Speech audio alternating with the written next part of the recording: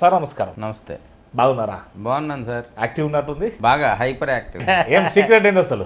ఏమైనా ఉందా? పిఠాపురం నియోజకవర్గంలో పోటీ ఒక స్టేట్ నాయకుడితో మేము పోరాటం చేస్తున్నాం. రైట్. మేమా వాళ్ళ అన్నది ఒక హోరాహోరీ పోర్లు యుద్ధం స్టేట్ సిద్ధం. మా ద్వారా ప్రేక్షకులకు పూర్తి స్థాయిలో మీరు సమాచారం అందిస్తారని మేము భావించవచ్చా? తప్పకుండా. సిద్ధమా? సిద్ధమే. దేనికి సిద్ధం? 175 గెలవటానికి మేము సిద్ధం. అంతేనగా? అది సాధ్యమా? ఎందుకు కాదండి. ఇప్పుడు అది వేరు. 3 పార్టీలు కలిసి పోరాటం చేస్తే 3 వేరు ఏ ఫుల్ ప్లెజర్గా 175కి 175 ఒకే పార్టీ పోటీ చేసి పార్టీ ఏదైనా ఉందంటే అది మా వైఎస్ఆర్సీపీ పార్టీ. సో మీరు గత కొంతకాలం టీడీపీలో కూడా ఉన్నారు సార్.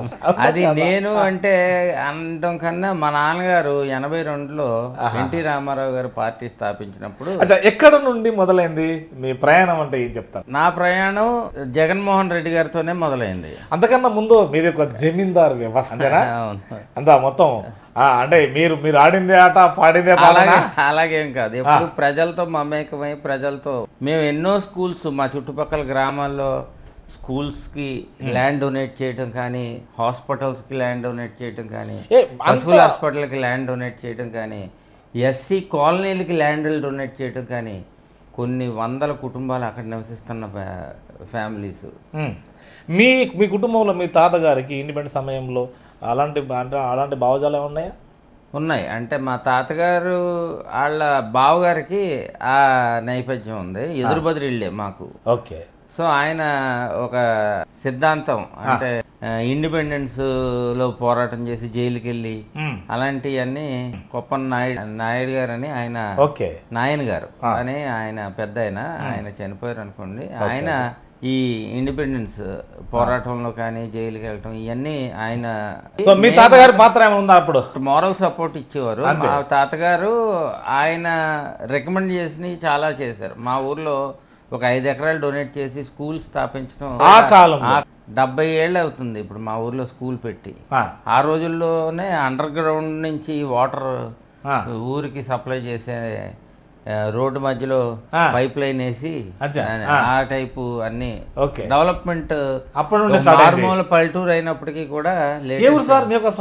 పిఠాపురం నియోజకవర్గం మల్లం గ్రామం. స్టార్ట్ అయింది మా తాతగారితో స్టార్ట్ అయింది. అక్కడ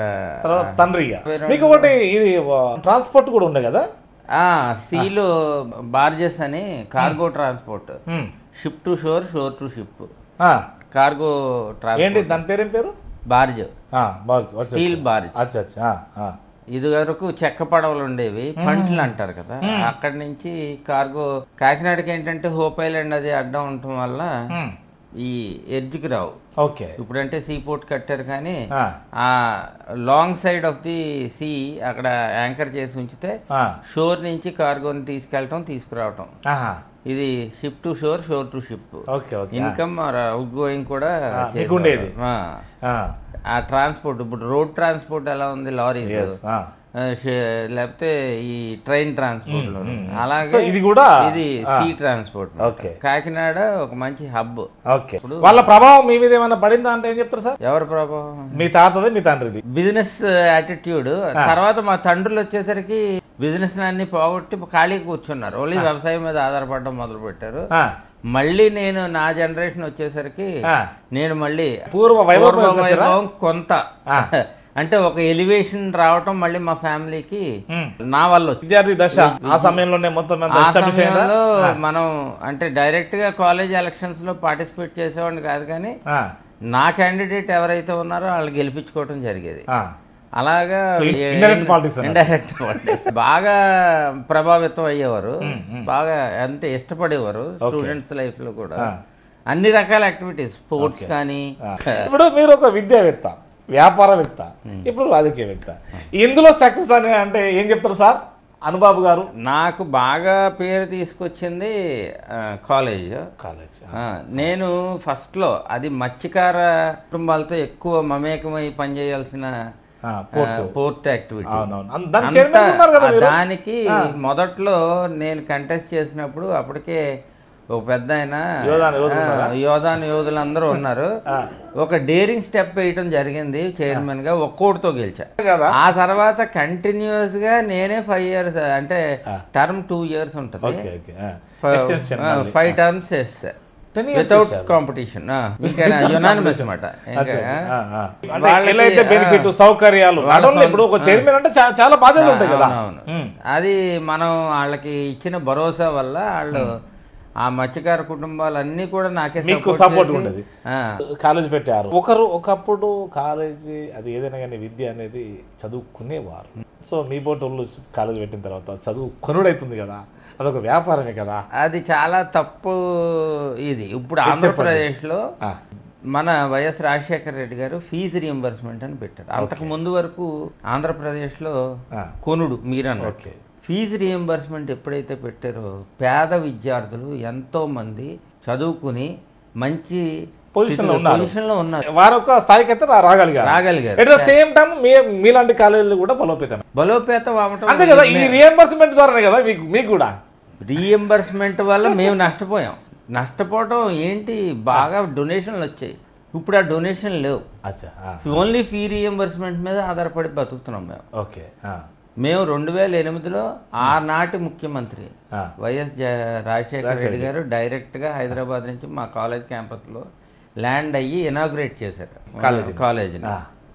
ఎంత బూమ్ అంటే ఆ రోజు ఆయన లైన్లో నుంచుని సీట్ల కోసం రికమెండేషన్లు పెద్ద రికమెండేషన్లతో జాయిన్ అయ్యేటటువంటి పరిస్థితి. అవును, అంతే కదా. ఎందుకంటే మీ కాలేజ్ ఓపెనింగ్కే రాజశేఖర రెడ్డి గారు వచ్చిందంటే మరి అప్పుడు మేము తెలుగుదేశం వాళ్ళమని ప్రజారాజ్యం వాళ్ళమని నేరం మా మీద మోపారు ఉంది. మీరు టీడీపీలో ఉన్నప్పటికీ వైఎస్ రాజశేఖర వచ్చి మీ కాలేజ్ ఓపెన్ చేశారు.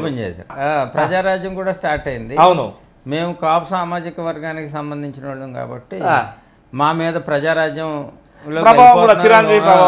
అది ఆ పార్టీలోకి వెళ్ళిపోబోతున్నారు, మీరు ఎందుకు వస్తున్నారు వచ్చాయి బాగా బలంగా. అయినప్పటికీ కూడా కేవీపీ రామచంద్రరావు గారు మా కుటుంబానికి చాలా సన్నిహితులు. మా కుటుంబం మొత్తం తెలుసు ఆయనకి. ఆయన అలాగే పల్లంరాజు గారు మా కుటుంబీకుడు. ఆయన కూడా గట్టిగా ఫోర్స్ చేసి వాళ్ళు కాంట్రవర్సీ లేని పీపుల్, పెద్ద మనుషులు, వాళ్ళది ఓపెన్ చేయడంలో నేను భరోసా ఇస్తున్నానని చెప్పి ఆ రోజు తోట నరసింహారావు గారు మన జిల్లా పార్టీ ప్రెసిడెంట్, ఆయన కూడా సపోర్ట్ చేశాడు. జిల్లా యూత్ ప్రెసిడెంట్ మెండుగూరు మోహన్ అని, ఆయన కాంగ్రెస్ వాళ్ళే. వాళ్ళందరూ సపోర్ట్ చేసి అంటే ఈ బాడీలో కాంగ్రెస్ ఉంటారు, తెలుగుదేశం సొసైటీలో అన్ని ఉంటారు కాబట్టి ఎవరు ట్యాగ్ ఎప్పుడు వాడాలో అది వాడాం. అలా రాజశేఖర రెడ్డి గారు రావటం, బ్రహ్మాండమైన హైప్ రావటం, లైన్లో నుంచి డబ్బులు కట్టడం, సంవత్సరానికి ఇంత ఫీజు అంటే అంత ఫీజు కట్టి వెళ్ళిపోవటం ఉండేది. ఇప్పుడు మేము పిల్లల దగ్గరికి వెళ్ళి ఎంట్రన్స్లు రాయండి, కోచింగ్లు తీసుకోండి. అసలు విద్య విధానం ఎందుకు ఇలా తయారైంది? ఇంకా ఈ 75 years అయినా కానీ స్కిల్ ఎందుకు రావట్లేదు అని అంటే ఫీ రియంబర్స్మెంట్తో ఆగిపోతున్నారు పిల్లలు. ఎడిషనల్గా మేము ట్రైన్ చేయాలి, దానికి మాకు వచ్చే ఫీజుతోనే అవన్నీ చేయాలంటే సాధ్యమయ్యే పని కాదు, అది ఖర్చుతో కూడుకున్న పని. సో మీకు లైక్ కార్పొరేట్ స్కూలే కదా కాలేజ్? కార్పొరేట్ కదా, మాదైతే బడ్జెట్, నాట్ కార్పొరేట్. కార్పొరేట్ ఉంటాయి. అవునవును. ఈ సమయంలో అసలు ఒక బుక్ లేదా ఆ వ్యక్తికి ఓన్లీ అంటే ఏదైతే సబ్జెక్ట్ అవసరమో జీవన విధానంలో రేపు రాబో కాలంలో వ్యాపారమా ఇంకోట మీరన్న స్కిల్స్ కాకుండా ఓన్లీ బట్టి పట్టడము, ఇది చాలా ప్రమాదం కదా సార్? చాలా ప్రమాదం. అందుకనే మేము కూడా మా విద్యా సంస్థలో అయితే ఫస్ట్ ఇయర్ నుంచి ఆ స్కిల్ మినిమం సంగీతం కావచ్చు, వాళ్ళకి ఏ రకమైన ఇంట్రెస్ట్ ఉంటే దాన్ని వాళ్ళ మెయిన్ ఏంటంటే ఇంజనీరింగ్ చదివినప్పుడు వాళ్ళకి ఇంజనీరింగ్ టెక్నాలజీ మీద భవిష్యత్తులో అంటే మార్కెట్ ఏ రకమైన రిక్వైర్మెంట్ కావాలి ఆ టైప్ ఆఫ్ ట్రైనింగ్ ఇచ్చి వీళ్ళని 4th yearకి వచ్చేసరికి బ్యాక్లాగ్స్ ఏమీ లేకుండా ఉద్యోగం మీద కాన్సన్ట్రేట్ చేసేలాగా కోడింగ్, ఈ జావా, ఈ రకరకాల. సో ఒక విద్యావేత్తగా మీ దగ్గర నుంచి పోయినటువంటి విద్యార్థులు ఒక పొజిషన్కి వచ్చిన తర్వాత మిమ్మల్ని కలుస్తుంటే ఎలా ఫీల్ అవుతారు? అదే మాకు పవర్ఫుల్ కిక్ వస్తుంది. అది ఇందులో ఉన్న గొప్పతనం అదే. విద్యా కొంతమందికి తాగుతుంది, అది కాదు, బ్రహ్మాండమైన కిక్ వస్తుంది. ఎందుకంటే నేను చాలా చోట్లకి ప్రయాణం చేస్తూ ఉంటాను. ఫర్ ఎగ్జాంపుల్ ఢిల్లీ ఎయిర్పోర్ట్ లో నేను పోతుంటే స్టూడెంట్ ఒకడు పరిగెత్తుకుని సార్ సార్ సార్ అంటే వస్తాడు. ఎవరా నేను ఇక్కడ మనం ఎవరన్నా చూసేపాటికి వాడిని గుర్తుపట్టలేదు నేను. కానీ దగ్గర కొంత సమయం తీసుకున్న తర్వాత వాడు గుర్తు వస్తాడు. కానీ వాడు నేను మీ స్టూడెంట్ని 2008 బ్యాచ్, 9 బ్యాచ్, 12 బ్యాచ్ అంటూ ఉంటారు కదా, ఆ ఇయర్స్ చెప్తారు వాళ్ళు. అది ఇక్కడేం చేస్తున్నావు అంటే నేను ఇలాగ ఢిల్లీలో పనిచేస్తున్నాను, బెంగళూరులో పనిచేస్తున్నాను. అది ఒకసారి లైట్ హౌస్ ఎక్కడో కరవాక్ అని ఒక లైట్ హౌస్ ఉంటుంది రూరల్ ఈస్ట్ గోదావరి ముమ్మిడివరం కాన్స్టిట్యున్సీలో. అక్కడ షార్ట్ ఫిల్మ్ తీస్తున్నాడంట. అక్కడ సరదాగా మా ఫ్రెండ్స్తో వెళ్తే పరిగెత్తుకుని ఆ టీం వచ్చింది. ఏం చేస్తున్నారంటే షార్ట్ ఫిల్మ్ అంట. అక్కడ కూడా అంటే ఏ ప్రాంతానికి పోయినా మన విద్యార్థులు ఉంటారు, మీరు నాకు తెలుసండి అని అంటారు. వాళ్ళు కొంతమంది వ్యాపారం కన్నా ఇది సాటిస్ఫాక్షన్, ఇది చాలా సాటిస్ఫాక్షన్ ఇస్తుంది. వ్యాపారం నాకు ఈ పోర్ట్ యాక్టివిటీలోనే బాగుంటది. కానీ వ్యాపారం నిజంగా వ్యాపారవేత్త అయితే ఈ కాలేజ్ వాటిల్లో డబ్బు అనేది ఎక్కువ రాదు, దానికి వెళ్ళిపోతూ ఉంటుంది. కానీ మనకు వచ్చి ప్లెజర్, ఎంతమంది విద్యార్థులను చదివిస్తున్నాం, ఎంతమంది సక్సెస్ఫుల్. స్పోర్ట్స్లో మా ఆడపిల్లలు అయితే కబడ్డీ నిజంగా ఇంటర్నేషనల్ లెవెల్లోకి వెళ్ళిపోవచ్చు, అంత స్టాండర్డ్ ఆడతారు. సేమ్ టైం వైద్యం కూడా ఇక్కడ ఏమన్నా మెరుగైంది అనుకోవచ్చా? బ్రహ్మాండంగా మెరుగైందండి. ఆరోగ్యశ్రీలో ఈరోజు నేను గతంలో ప్రచారానికి వెళ్ళినప్పుడు చూస్తూ ఉంటాను, ఏ దేశమైనా కానీ ఏ రాష్ట్రమైనా కానీ విద్య వైద్యము ఇవి రెండు ఈక్వల్ అంటే ఏంది, ఉన్నవారు లేనివారు ఒకటే గొడుగు కిందికి వచ్చినప్పుడే అది అభివృద్ధి అంటారు. మీరేమంటారు సార్? ఖచ్చితంగా విద్య మీలాంటి వ్యాపారస్తులు దాన్ని ఒప్పుకుంటారు? ఖచ్చితంగా ఒప్పుకొని తీరాలి. 2500 పైచీలకు రోగాలకి ఉచితంగా వైద్యం చేసే పరిస్థితి ఆంధ్రప్రదేశ్లో మాత్రమే ఉంది. స్కూల్స్ ఈరోజు బైజూస్ యాప్ కానీ, ఆన్లైన్ డిజిటల్ క్లాస్ రూమ్స్ కానీ, ఇవన్నీ ప్రైవేట్ విద్యా సంస్థలు మా వాటిలోనే మేము పోటీ పడలేకపోతున్నాం ఈరోజు. మరి విద్య కానీ వైద్యం కానీ ఒకటే గొడుగు కిందకి వస్తే మీ పోటీ కాలేజీలన్నీ మూతపడతాయి కదా. మూతపడిన అభివృద్ధిని మనం ఆపకూడదు. ఇప్పుడు డెవలప్మెంట్ ఎప్పుడు వస్తుందండి? పూర్వం క్యాస్ట్ వైజ్ బైఫర్గేట్ చేసేసి ఈ క్యాస్ట్కి ఇది, ఈ క్యాస్ట్కి ఇది. ఇప్పుడు అందరూ ఏ క్యాస్ట్ వాళ్ళైనా గవర్నమెంట్ స్కూల్లో చదవచ్చు. గవర్నమెంట్ స్కూల్లో ఈక్వల్గా at par with private schools ఆ నాలెడ్జ్, ఆ సబ్జెక్టు ఇక్కడ ఇన్పుట్ ఇచ్చేస్తున్నారు. అద్భుతమైన టీచర్లు ఉన్నారు. లేరని కాదు, కానీ వాళ్ళ మీద వాళ్ళకి నమ్మకం లేదు సార్. ఈ వ్యవస్థ ఏందో పాడుగానే. సో మరి కళలాగానే ఉంటుందా, లేకపోతే ఆ కళ నిజమవుతుంది అనుకోవచ్చా? ఖచ్చితంగా మా జగన్మోహన్ రెడ్డి గారు ముఖ్యమంత్రి అయితే ఇప్పుడు మేము మా గీతమ్మ పవన్ కళ్యాణ్ గారి మీద గెలిస్తే అంటే గెలవాలి, గెలిచి తీరుతుంది. ఖచ్చితంగా గెలిచి మేము బహుమతిగా మా నాయకుడికి ఎంత చేస్తే మా అందరికీ కూడా అద్భుతమైన భవిష్యత్తు ఉంటుంది. అయితే నేను ప్రయత్నం చేస్తా ఉన్నాను. ఎప్పుడు 2019లో ప్రయత్నం చేసి. మీరు టీడీపీ నుండి వైఎస్ఆర్సీపీలకు వచ్చేటప్పుడు ఏమన్నా ఒప్పందం ఉందా? అంటే మీరు ఏదో డిక్లేర్ చేశారు, నేనేమి సీటు ఆశించి పోవట్లేదు, ఎందుకంటే మీరు ఒక ఎమ్మెల్యే అభ్యర్థిగా ఉన్నారని దాదాపు అప్పటికే కొంత సమాచారం అంత ఇది పొగున్నదంటే ఏదో మంట ఉన్నట్టే రకరకాల ఉన్నట్టే అనుకోండి. 2017 నుంచి కూడా నేను జగన్మోహన్ రెడ్డి గారితో టచ్లో ఉన్నాను. ఓకే. 2016లో మా నాన్నగారు కాలం చేశారు. ఆ తర్వాత కామైపోయి 2014లో మా పిఠాపురం వర్మ గారు గెలిచాడు, ఇండిపెండెంట్. ఆ తర్వాత తెలుగుదేశంలోకి వచ్చేసి నానా హంగామా మమ్మల్ని అందరినీ ఎదగనివ్వకుండా ఒక మర్రి చెట్టు నీడ కింద ఎవరు ఒక నాయకుడు బిడ్డ ఎవరు రాకుండా బాగా ప్రయత్నం చేసి మమ్మల్ని అందరినీ అనగదొక్కటం మొదలుపెట్టాడు. అందుకే మర్రి చెట్టు అంటారా? అంటే మీకు ఒక ఎంపీ టికెట్ కూడా ఆఫర్ వచ్చింది. ఆయన స్వయంగా చాలా రోజులు అది ప్రెషర్ పెట్టి. ఎందుకు మరి ఎంపీగా పోవచ్చు కదా సార్? ఎంపీ నేను నియోజకవర్గం ఎమ్మెల్యే అయ్యి తర్వాత ఎంపీ అవుతారన్నా, ముందే ఎంపీ అంటే ఆ సెంట్రల్ గవర్నమెంట్ ఇవి అన్ని కావాలి కదా మనకి అసలు ఫస్ట్. జగన్ గారు అదే అనేవారు ఎప్పుడు, అంటే నువ్వు విద్యావేత్తవి నీకు బాగుంటది ఎంపీగా పోటీ చెయ్యి అని. మరి ఈ రోజు ఇలా ఉండేది కాదు కదా, ఏదో లిమిటెడ్ గా ఒక జడ్పీటీసీ లేదంటే వైస్ చైర్మన్ కి పరిమితం కాకూడదు కదా. పోలే ఇది మా నాన్నగారు వేసిన అడుగుజాడల్లో మొదలైంది మన ప్రస్తావన. లేదు మీకు ఒక అవకాశం అయితే అప్పుడే వెంటనే ఇప్పుడు 14 అంటే అది వేరు విషయం, అది అప్పుడేమో అంటే బైబర్గేషన్, ఇప్పుడేమో ఇది కాదు కదా గాలి. 9లో బీభత్సమైన గాలి, అవును మామూలుగా కాదు, వారు వన్ సైడ్ 151 కొట్టాం. ఓకే అప్పుడు మిస్ అయింది, తర్వాత మళ్ళీ ఒకసారి మిస్ అయితే ఆ దూరం పోకుండా ఉండటం కోసమే మా జడ్పీగా పోటీ చేస్తావా అని. చిన్న పోస్ట్ కాదు సార్, చిన్నదానికి ఎంపీ ఎక్కడ ఇది ఎక్కడ, మీరెందుకు అలా తగ్గారు మీరేం, అసలు గ్రౌండ్ లెవెల్ రియాలిటీస్ అప్పుడే తెలుస్తాయి కావచ్చు, కానీ అది చిన్న పోస్ట్ కదా. మనం చిన్న పోస్ట్ డైరెక్ట్ గా పెద్ద పోస్ట్ కి ఏం చేసేస్తే ఇది మళ్ళీ 5 ఏళ్ళు ఆగాలి.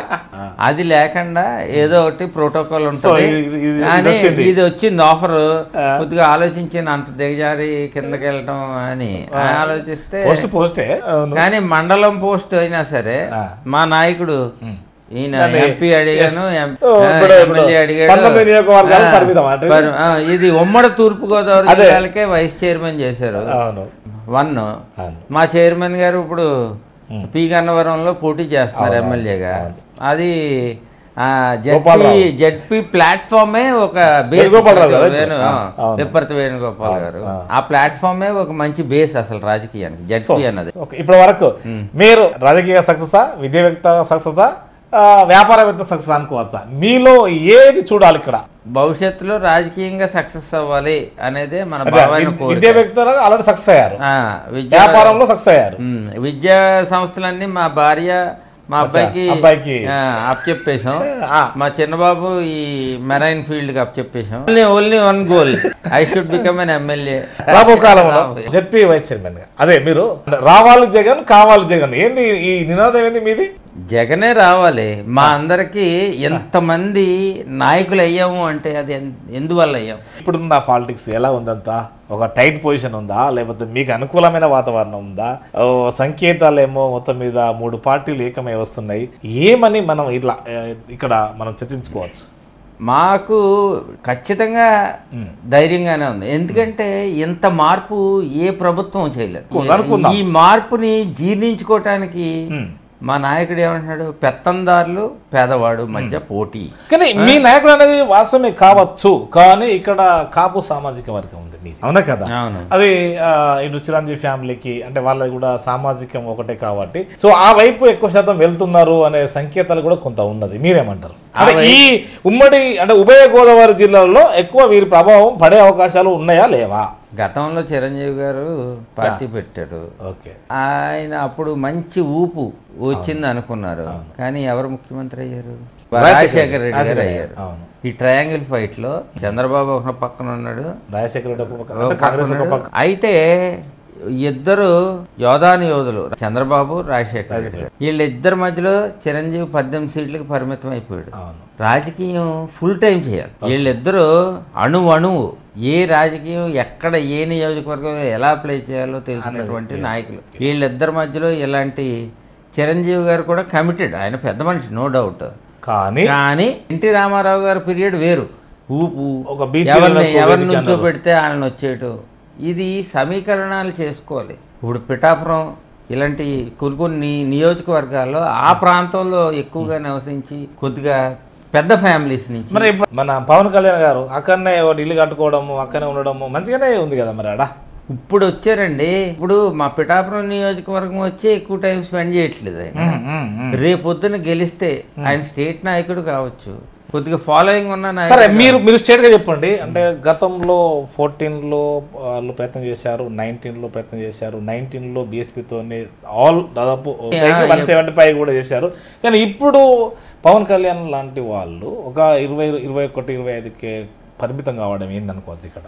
అదే ఆయన ఎనాలిసిస్ ఏంటో, ముందు ఆయన ఒక్కడు ఎమ్మెల్యే అయ్యి అసెంబ్లీకి పంపించండి నన్ను అడుగుతున్నాడు. టీం ఎక్కువ మంది ఉండాలి కదా, అతనే ముఖ్యమంత్రి అవ్వాలి అనే ప్రయత్నం లేదు. ఒక చెట్టు కింద ఉంటాను అంటే ఆ చెట్టు ఆ మర్రి చెట్టు, అది ఆ మర్రి చెట్టు నీళ్ళలో ఈ కలుపు మొక్క పెరుగుద్దా?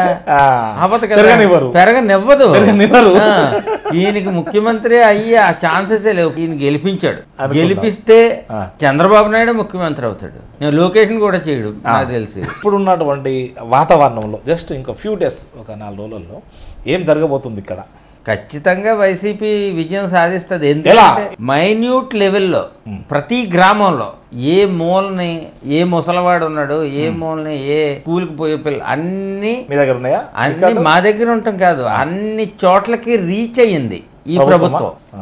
ఇప్పుడు కడుపులో పుట్టబోయే బిడ్డ దగ్గర నుంచి పండు ముసలివాడి వరకు, అతను చనిపోయే వరకు కూడా ఏదో ఒక పథకం ప్రతి ఇంటికి వెళ్తానే ఉంది. నవరత్నాలు 22 పేజీల మేనిఫెస్టో, స్వర్ణాంధ్రప్రదేశ్, మహిళా సాధికారత, బాబత్ జాబత్తది, జన్మభూమి కమిటీలు వేసుకున్నారు కదా. అవన్నీ ఒట్టి మాటలకి మాత్రమే పరిమితమయ్యాయి. జన్మభూమి కమిటీలా బ్లాక్ మెయిల్ చేసేవారు. మేము వాలంటీర్లు పెట్టుకుని మా నాయకుడు నొక్కుతాడు, తెలుగుదేశమా, జనసేన, కాంగ్రెస్, ఏ పార్టీ బీజేపీయా, ఏ పార్టీ చూడలేదు మా ప్రభుత్వం. అలా మీరు గ్రౌండ్ లెవెల్కి వెళ్తే వాళ్ళందరూ హ్యాపీగా ఉన్నారు. వైసీపీ మీద ఒక ఆరోపణ ఉన్నది, ఎందుకంటే అటు సరే ఇప్పుడు మొన్న నిమ్మగడ్డ ప్రసాద్ వల్ల ఏదో కొంత ఆపారు అనుకోండి, ఇది వాలంటది సరే, అది పక్కన పెడితే ఉద్యోగాలు ఇవ్వలేదు, జాబ్ కార్డు రిలీజ్ చేయలేదు, మద్యపానాన్ని తగ్గించలేదు, ఇవి ఇలాంటివి ఉన్నాయి కదా. అందుకనే మేము 99% హామీలని నెరవేర్చాం. కరోనా టైంలో మద్యం నిషేధించారు. ఎన్ని ప్రాణాలు విలవెల్లాడిపోయి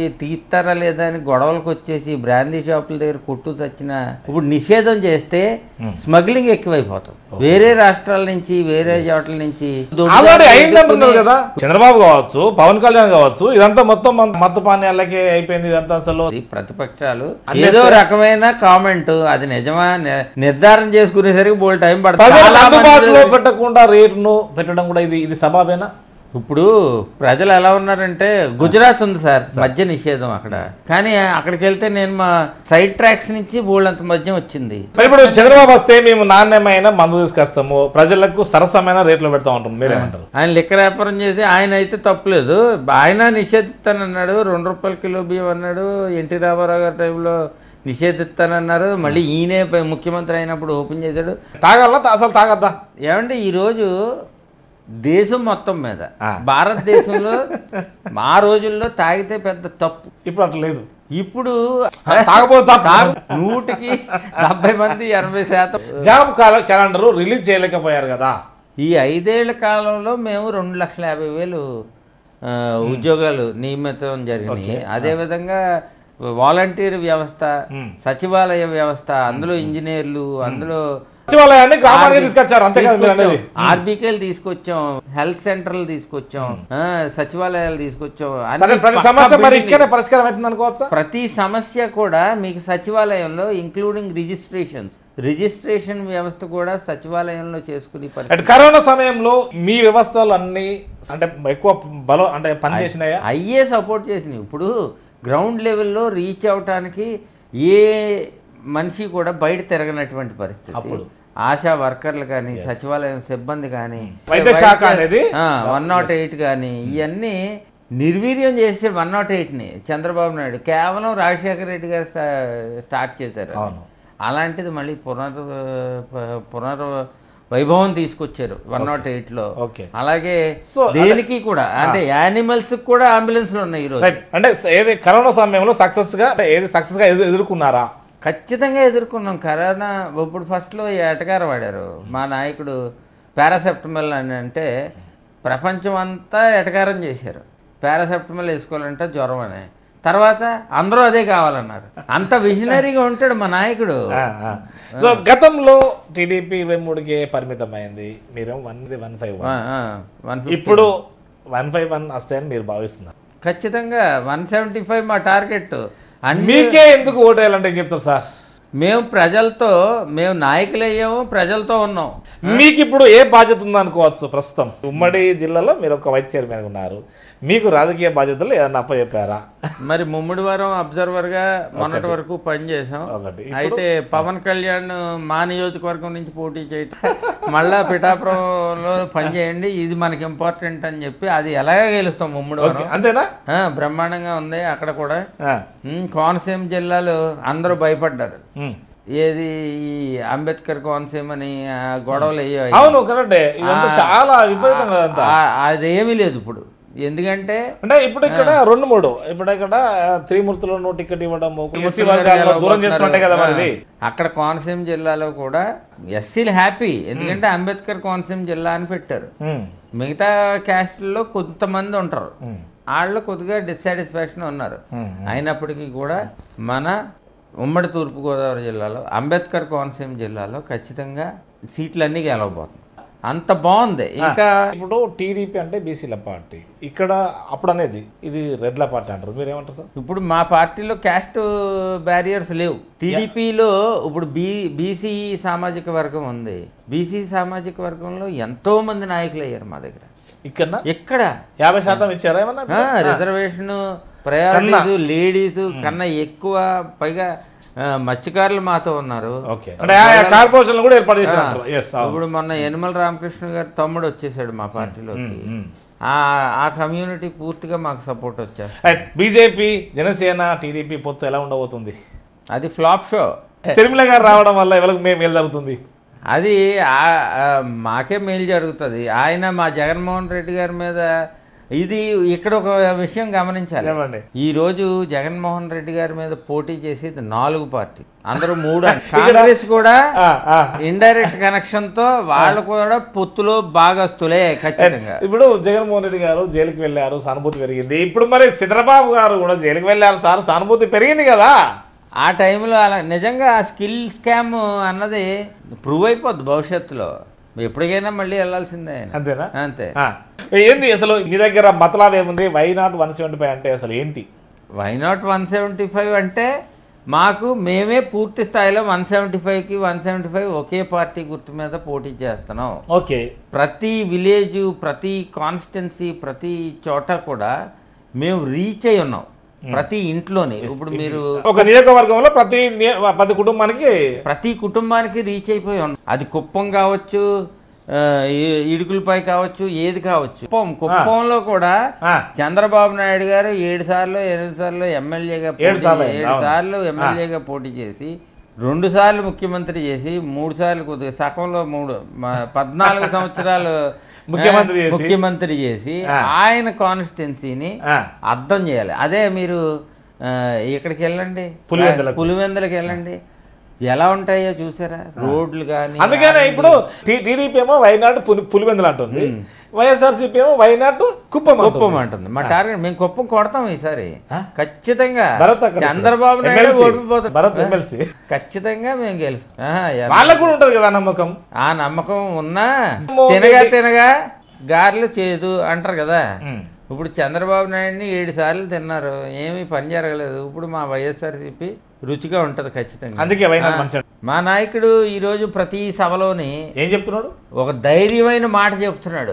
ఈ రోజు వరకు ఏ నాయకుడు చెప్పలేనటువంటి ధైర్యమైన ఒక వర్డ్ వదులుతున్నాడు. మీకు మేలు జరిగినట్లు అయితేనే, మీ పరిపాలన బాగున్నది అనిపిస్తేనే మాకు ఓటేయండి, మమ్మల్ని గెలిపించండి అని అడుగుతున్నాడు. ఇది ఏ నాయకుడైనా ఇప్పటి వరకు ఎప్పుడైనా విన్నావా? ఇప్పటివరకైతే అనలేదు ఎవరు. మేలు జరిగి అంటే అనాలి, అందరికీ రీచ్ అయిపోయింది అంత. అలాగే అది మా పథకాల కాన్ఫిడెన్స్ అదే.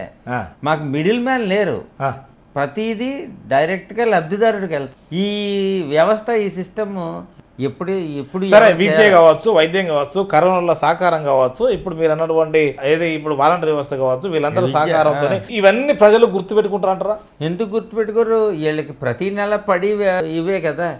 ఇప్పుడు గతంలో చదువుకే మాత్రమే ఇచ్చేవారు, ఒక పాలిటెక్నిక్ చదువు. ఇప్పుడు మరి చంద్రబాబు వస్తే ఏంటి ఆయన వాగ్దానాలు ఎప్పుడైనా నెరవేర్చారు? గతంలో హిస్టరీ తీసుకోండి, 14 సంవత్సరాలు సీఎం, ఇంకొక 1000 రూపాయలు ఎక్కువ ఇస్తామంటున్నాడు.